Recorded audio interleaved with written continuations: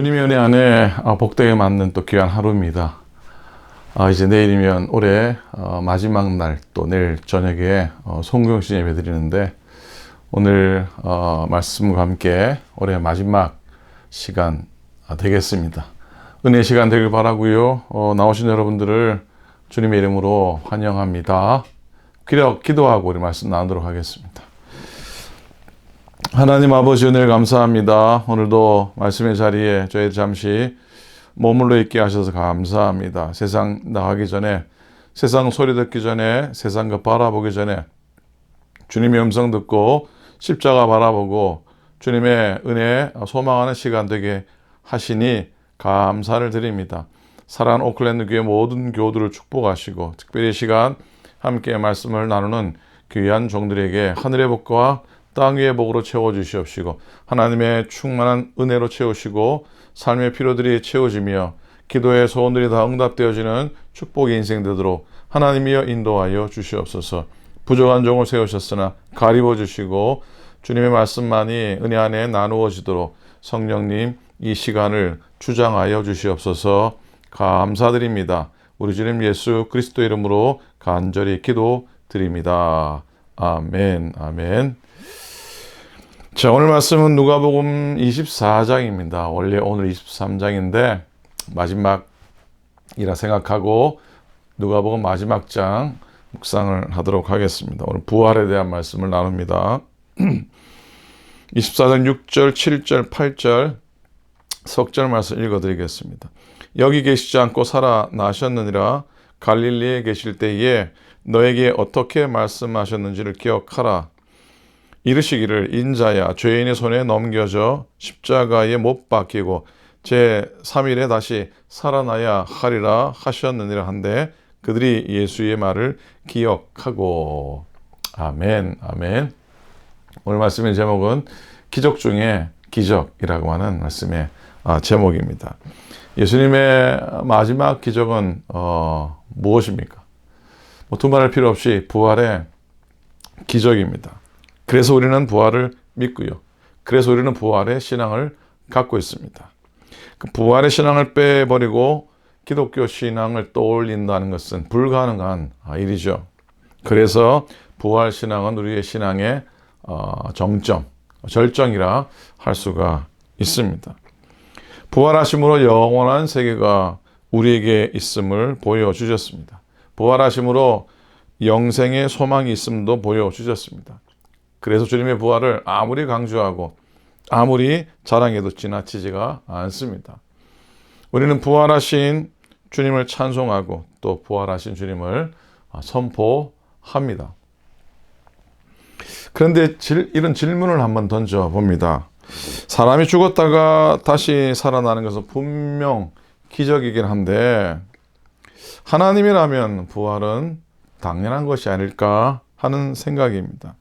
부활이 우리에게는 기적일지 모르지만은 하나님께는 하나님이 하실 수 있는 아주 자연스러운 일이라는 것이라, 그런 생각이 드는 겁니다.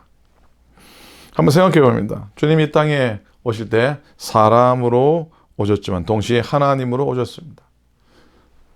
주님은 부활하시기 전에도 하나님이셨습니다. 주님 이 땅에 오실 때도 하나님이셨고요. 또 참 하나님이자 참 동시에 참 사람으로 오셨습니다.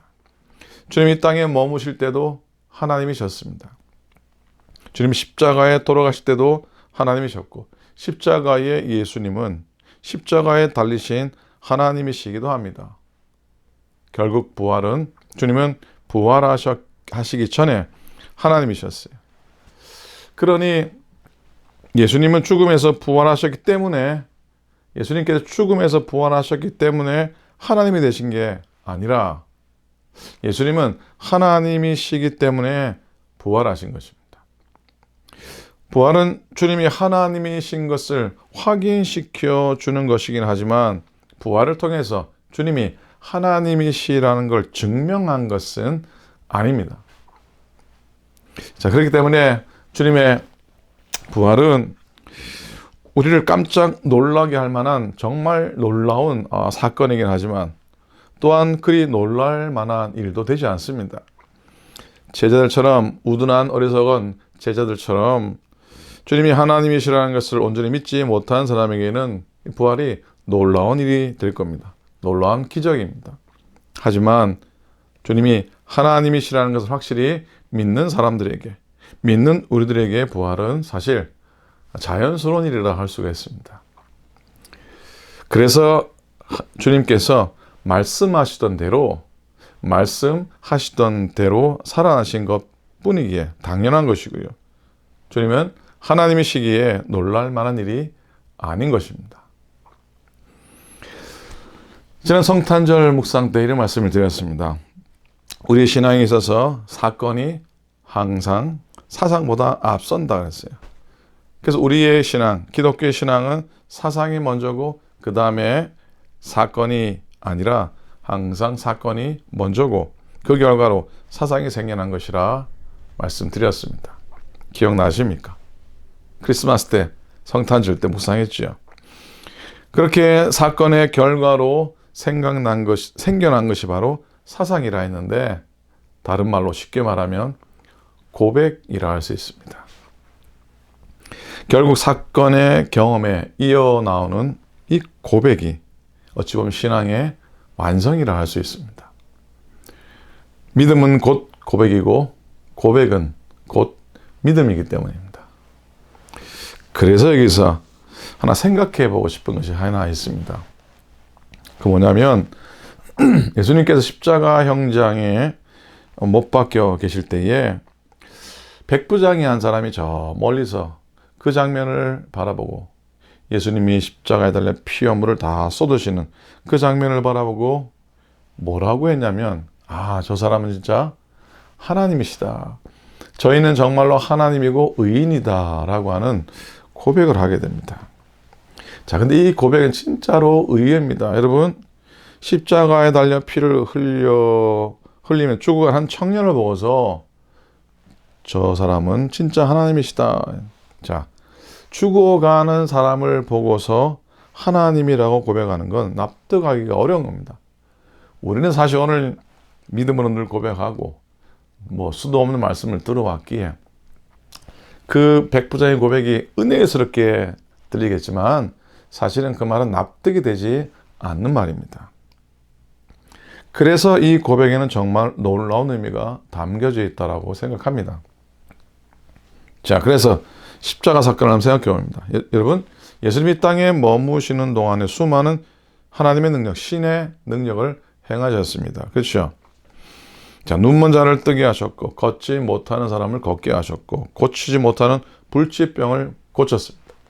그리고 무리를 걷기도 하시고, 보리떡 2개, 보리떡 5개, 물고기 2마리로 수많은 사람들을 먹이셨습니다. 그리고 남기셨습니다. 심지어 죽은 사람도 살리셨습니다. 그리고 마지막에는 주님이 직접 죽음의 권세를 물리치고 이기시고 부활하셨습니다. 자, 이 모든 일은 예수님이 하나님이셨기 때문에 가능한 일이었습니다. 그래서 우리는 이런 일들을 보면서 정말로 하나님이시구나. 예수님은 정말로 하나님의 아들이시구나. 이런 고백을 하게 됩니다. 이는 분명한 놀라운 일이고 신적인 기적이기 때문입니다. 그런데 사실 그런 일들을 가만히 생각하면 그래 놀라울 것도 아닙니다. 자, 하나님이신 예수님이 그 정도 일이야 얼마든지 하실 수 있고 얼마든지 베푸실 수 있는 일이기 때문입니다. 하지만 십자가 사건은 조금 사정이 다르다는 생각을 해보게 됩니다. 자, 왜냐하면 하나님이 사람의 손에 의해서 죽임을 당한 사건이 십자가이기 때문입니다. 하나님이 사람의 손에 죽임을 당한 사건이라는 것이죠. 하나님이 사람의 손에 죽는 건 이건 있을 수가 없는 일입니다. 있어서도 안 되는 일을 할 수 있습니다. 그러니 역설적으로 하나님의 능력을 가진 예수님이 사람의 손에 그렇게 맥없이 죽어가는 것, 십자가의 사건은 정말 역설입니다. 아이러니입니다. 그래서 부활보다도 더 놀라운 기적이라고 생각합니다. 신문에 날 만한 일이죠. 대서특필할 만한 사건입니다. 특종 중에 특종이라 할 수 있을 겁니다. 그래서 십자가의 사건은 부활의 사건에 앞서는 그 무언가 중요한 게 있다는 겁니다. 그래서 생각나는 찬송가 가사가 하나 있습니다. 찬송가 중에 어둠 위에 빛이 오며 그런 제목의 찬양이 있잖아요. 그죠? 어둠 위에 빛이 오며 그 찬양인데 이게 5절인가 6절까지 있나요? 마지막 절입니다. 마지막 절이 고생한 후에 평안 있고 십자가 후에 영광 있고 죽음 온 후에 영생하니 이러한 도가 진리로다 그랬어요. 자, 한번 불러볼게요. 고생한 후에 평안 있고 십자가 후에 영광 있고 죽음 온 후에 영생하니 이러한 도가 진리로다. 아멘입니까? 아멘. 여러분, 십자가 지시기 전에 주님은 겟세마네 동산에서 피땀을 흘리며 기도하셨습니다. 나의 원대로 마옵시고 아버지의 원대로 하옵소서. 이 유명한 고백. 사실 이 고백에는 기적 같은 은혜가 담겨져 있다고 믿습니다. 이 기도 속에 이런 의미가 있다고 생각합니다. 아버지의 뜻을 이룰 수 있다면, 죄의 수렁에 빠져 멸망의 길로 가는 영혼들을 살릴 수 있다면, 어떤 조롱이나 멸시나 침뱉음을 당해도 참겠습니다. 손발에 못이 박히고 옆구리에 창이 박혀도 나는 내 능력을 결코 사용하지 않겠습니다. 아무 말 없이 아무 저항도 없는 나를 내어주겠습니다. 라고 하는 그런 고백이라 믿습니다. 우리를 구원하시기 위해 주님은 저항하지 않으셨습니다. 우리를 살리시기 위해 당신의 능력을 사용하지 않으셨다고 하는 의미입니다. 우리를 사랑하시기에 끝까지 참으셨습니다. 이 놀라운 십자가의 기적이 가능했던 것은 주님이 당신의 능력을 사용하지 않았기 때문입니다. 자, 주님은 한마디 말씀으로도 나라를 무너뜨릴 수 있는 분이십니다. 하지만 그 능력을 사용하지 않으셨습니다.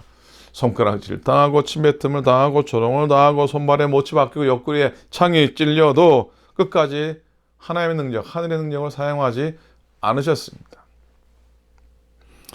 왜? 우리가 아는 이유는 분명합니다. 오직 하나입니다. 우리를 살리시기 위해서입니다.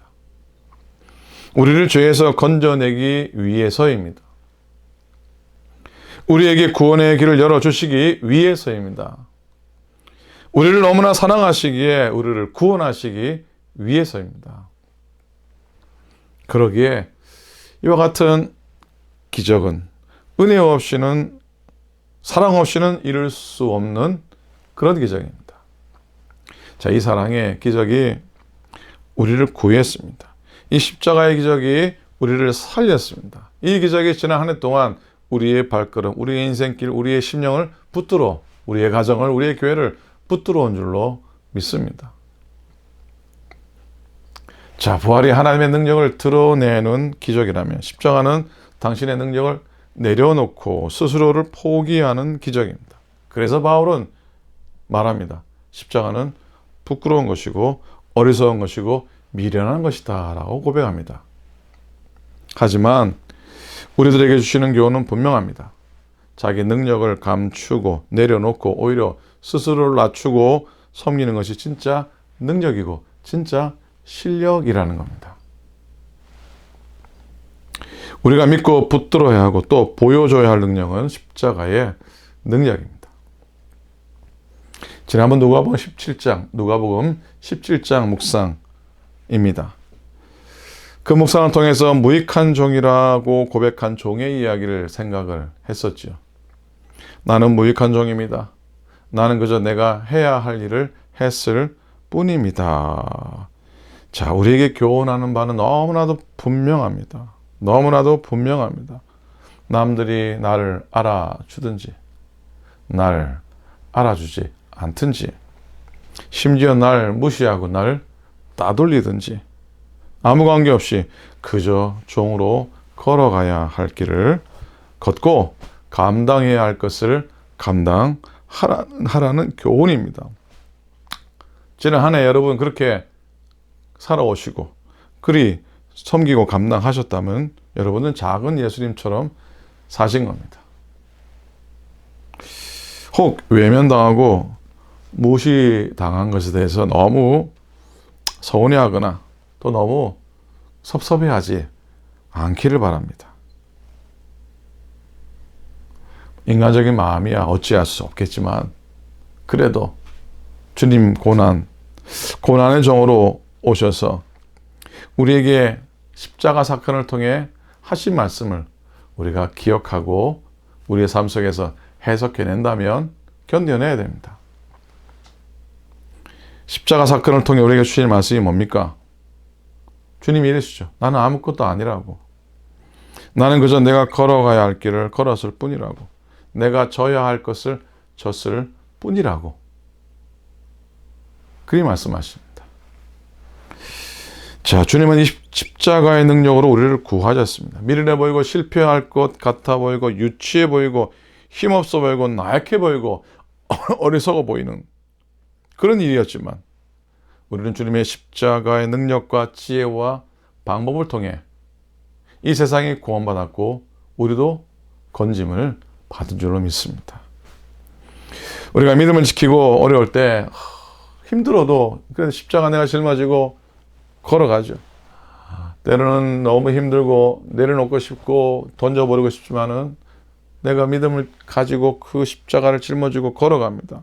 근데 어느 순간 내가 도저히 쉴 수 없는 상황 가운데 처할 때 그 십자가가 우리를 짊어지고 걸어가는 줄 믿습니다. 믿음으로 내가 좋은 십자가, 결정적인 순간에는 그 십자가가 나를 짊어지고 간다니까요. 유명한 말씀 아닙니까? 이 말씀 절대 잊지 않고 한 해의 마지막 마무리 잘하고 마지막 시간을 은혜로 걸어갈 수 있기를 부탁드립니다. 처음을 드리면 마지막까지 함께 하십니다. 이 고백으로 2021년을 시작했는데 벌써 이제 오늘 내일이면은 이 한 해는 마감이 됩니다. 자, 새롭게 시작한 2022년도도 우리는 다시 고백합니다. 처음을 드리면 마지막까지 함께 하십니다. 나의 처음을 드립니다. 마지막까지 함께 하소서라는 고백을 다시 드릴 수 있기를 부탁드립니다. 오늘도 사랑과 구속의 십자가, 그 십자가의 주님을 찬양합니다. 그리고 사망 권세 이기신 예수 그리스도의 부활을 또한 찬양합니다. 그리고 이 땅에 다시 오실 주님을 찬양하기 원합니다. 오늘 우리 가운데 임하실 주님의 임재를 고백하고 또 하루를 하나님의 은혜와 사랑에 충만하고 십자가의 은혜와 부활의 확신과 소망 가운데 충만하게 지나시는 여러분들 되시고 또 한 해 은혜로 잘 살아오셨습니다. 믿음 잘 지키시고 교회에 충성해 주셔서 감사합니다. 내년 한 해 더 복되게 승리할 줄로 믿습니다. 주님의 이름으로 그 모든 복을 축복하고 축원합니다. 아멘. 자, 기도하겠습니다. 하나님 아버지 은혜를 감사합니다. 오늘 하루도 말씀을 붙들고 하루를 시작합니다. 하나님 부활의 은혜, 십자가의 은총, 이 모든 것이 우리를 살리시고 우리를 건지시고 우리를 붙드신 것을 잊지 않게 도와 주시옵소서. 부활의 영광과 부활의 은혜를 고백하기 이전에 십자가의 고난과 십자가의 고통 또한 우리가 짊어지게 해 주시옵시고 그 모든 것 잘 감당해서 이 한 해의 마지막을 하나님께 영광 돌리고 하나님께 감사하는 축복의 시간으로 채워지게 하여 주시옵소서. 내일 마지막 날입니다. 송공신 예배도 함께 해주시고 마지막을 기도하고 말씀으로 마감하는 저희 되도록 도와주옵소서. 연약하신 분들을 고쳐주시고 회복해 하시며 나음 가운데 거하게 하시고 하나님의 교회도 견고히 서게 우리들 믿음의 교우들의 가정과 기업들도 든든히 서고 형통하도록 축복하여 주시옵소서. 모든 은혜를 감사드립니다. 지난 한 해도 모든 예배 가운데 함께 해주셔서 감사하고 말씀을 전하는 부족원정과 장목사님, 민전사님 축복해 주시고 더욱더 담대하게 말씀의 종으로 사용하여 주시옵소서. 이 예배에 참여했던 모든 종들을 축복하시되 말씀으로 누리는 복이 큼을 저들이 경험하고 고백하고 누리게 도와 주시옵소서. 모든 것을 감사드립니다. 우리 주님 예수 그리스도의 이름으로 축복하며 간절히 기도드립니다. 아멘. 자, 고맙습니다. 오늘 12월 30일, 내일 31일입니다.